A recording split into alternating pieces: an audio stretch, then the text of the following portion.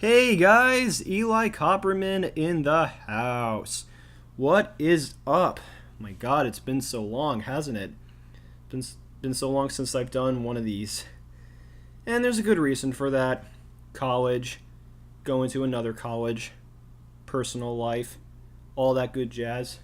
But I must say, it is really good to just give my own personal thoughts yet again, as well as enjoying a nice tasty apple on the side. Mmm. Mmm.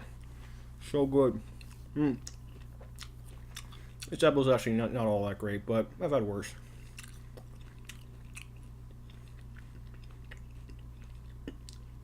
Okay. Pretentiousness aside, what is it I'm talking about today? Well, I think the title of the video kind of suggests it. The future of the MCU, aka the Marvel Cinematic Universe. And before I give my thoughts on what the future holds and what could potentially happen and what we could do in the meantime, allow me to just give my personal thoughts on the MCU. I'm not the biggest fan of them. I know, big shocker, I know, what the hell. But, I enjoyed them for what they were. I haven't seen every movie, so, obviously I still probably have some to catch up on, but at the end of the day, I just, go in and enjoy them. And I'm not saying I enjoy all of them. There's some that are kind of fucking dumb, like Iron Man 2 and Age of Ultron and all that jazz. I also wasn't a fan of the original Thor. Haven't seen the sequels, for the record. But I do really enjoy the Guardians of the Galaxy films. They're actually my personal favorites because, let's say that they're not part of the MCU in general. They stand alone so well. And they're so funny.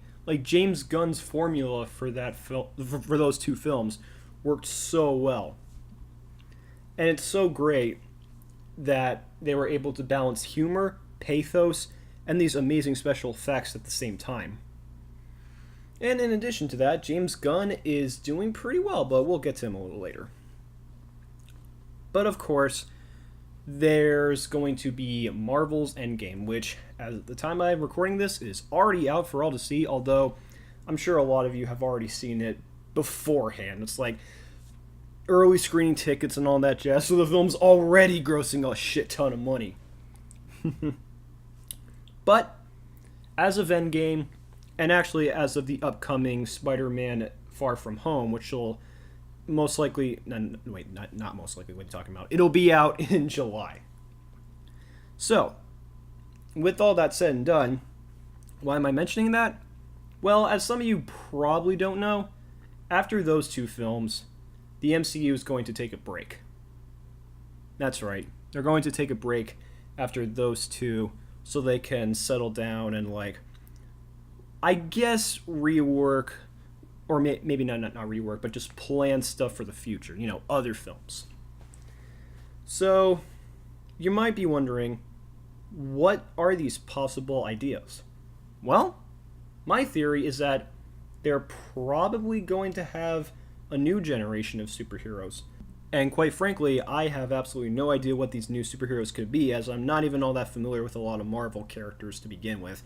Hey, I'm not the biggest superhero fan, as you can tell. But I imagine, call me crazy, maybe it could be the Fantastic Four, maybe some additional X-Men characters, not Deadpool, obviously. Just leave that to Fox, okay, Disney? But in general, you never know what's going to happen. And as somebody who does admire the movies in spite of not being the biggest fan, I still wouldn't put it past them to try something like that. Also, I think they're probably going to take some notes from DC. Now, I know what you're thinking. What? Stop the presses! DC was once Marvel's biggest competitor because of their early installments in their extended universe, like Man of Steel, Batman v Superman, Suicide Squad. How can you say that? Hold on. The reason I say that is because if you look at DC's films nowadays, be it Aquaman or Shazam, not only are they doing really well, but they're also considerably their most fun movies to date. Yeah, Aquaman is seen as so bad it's good, and Shazam is intentionally really funny. And they're really playful. I haven't seen Captain Marvel, but I imagine it's nowhere near as playful and creative and fun as Shazam. That and DC's films nowadays are made on relatively low budgets, or at least Shazam in the upcoming Joker movie, which I think is a much better move on their part. Their earlier efforts like Justice League and Batman v Superman Suicide Squad, I think they cost a bit too much for what they were. I mean, for God's sake, Justice League cost $300 million, yet they still couldn't make Superman's mustache go away and make it look fucking convincing? Give me a break. I should probably mention this to people who don't know this, but the upcoming Joker movie is reportedly being produced on a $55 million budget. That right there means that this movie is going to be the cheapest film in the DCEU. Granted, I don't think it actually is in the DCEU. I think it's just its own standalone feature, and not just because they have Joaquin Phoenix instead of Jared Leto. Thank God. But also because it's more of an origin story. And there have been people who have said that the Joker can't really work without Batman in the similar veins of how Venom just cannot work without Spider-Man.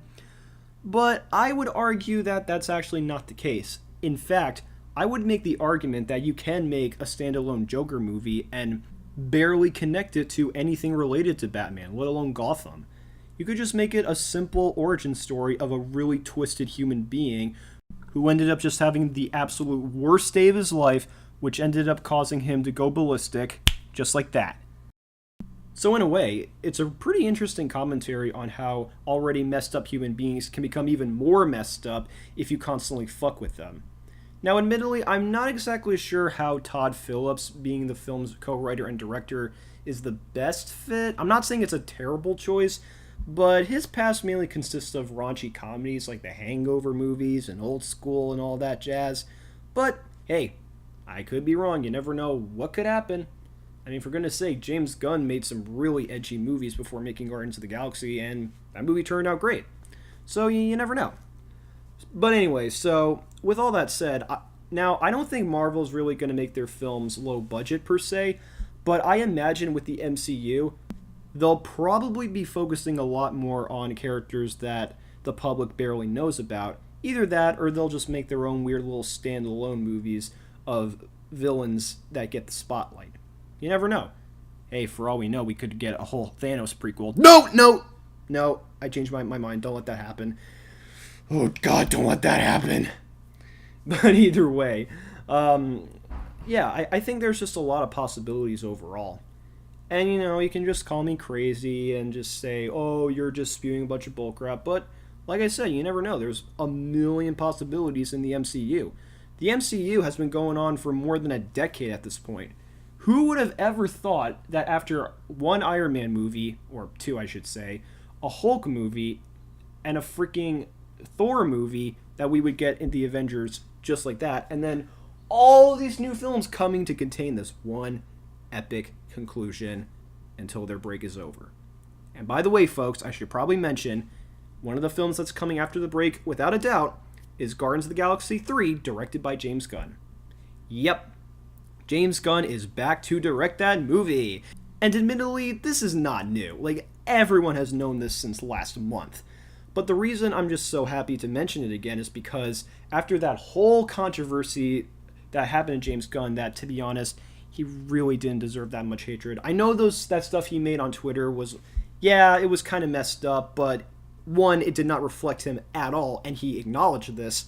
And two, those are way too old to be relevant. Come on. And also, after this whole thing blew over, what I really admire about James Gunn is that he handled the situation really respectfully and maturely. He really played his cool when this whole thing happened, and even when it blew over. And as of now, he's not going to work on Guardians 3 just yet. As of now, he is working on the sequel to Suicide Squad called The Suicide Squad. Original title. Which I just find so funny anyway, since that film is considered a knockoff of Guardians of the Galaxy. But yeah, until then, we'll just wait and see what Guardians 3 will look like. But hey, I'm looking forward to it. I don't know how it'll be after the break is over, but hey, part of the fun is delaying the inevitable. So overall, I have absolutely no idea what the future holds for Marvel Cinematic Universe, but I am very optimistic when it comes to media news and other things related to the world in general.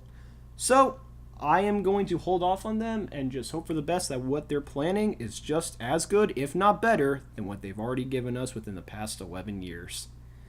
It's been quite a ride, hasn't it, folks? It really has been. But don't feel upset. Whether you see EndGame or not, don't feel upset that your favorite cinematic universe is coming to a temporary, the keyword being temporary, halt. Just think of it as a favorite friend of yours going on a hiatus until they see you again. This is no less different than what's currently happening with Studio Ghibli.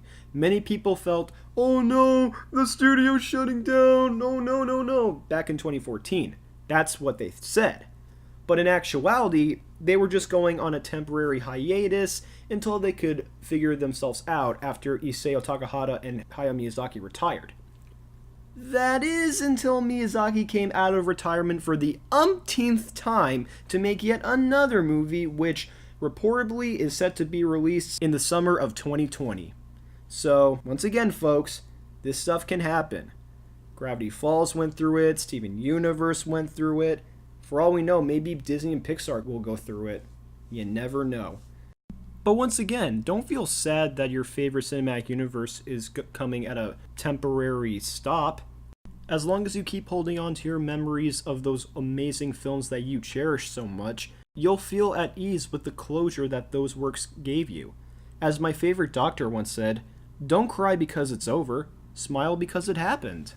And if there's one great thing I can say that is coming out of this break, it's that anybody, and I mean anybody who is interested in the MCU but hasn't seen all the films, can finally catch up to them without having to deal with any other new additions coming out every year. I mean, for goodness sake, for the past few years it's been like usually 3 films at a time. Hey, DreamWorks did that once. Remember when they did that? Yeah, but that's a story for another day. But anyway, to wrap this all up, go see EndGame if you haven't seen it yet. I'm definitely planning on seeing it soon.